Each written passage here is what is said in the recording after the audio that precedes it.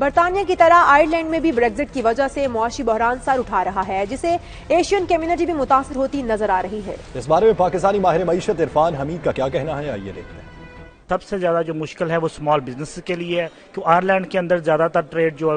You کے کے ساتھ ہوتی ہے، اور وہ in case of no deal Brexit or in any deal, small businesses are going to suffer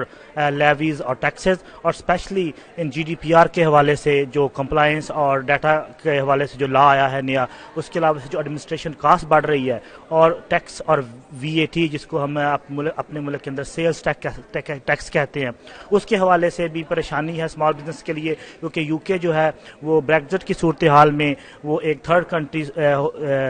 اس کو ایز اے تھرڈ کنٹری لیا جائے گا، اور اس کے ساتھ جتنی بھی ڈیلنگ ہوگی وہ ویسی ہوگی جیسے آؤٹ آف EU کی کسی کنٹری کے ساتھ ہوتی ہے، اور اس کی چیکنگ گڈس کی ویسے ہی ہوگی، اور اس کے لیے بڑی پریشانی ہے۔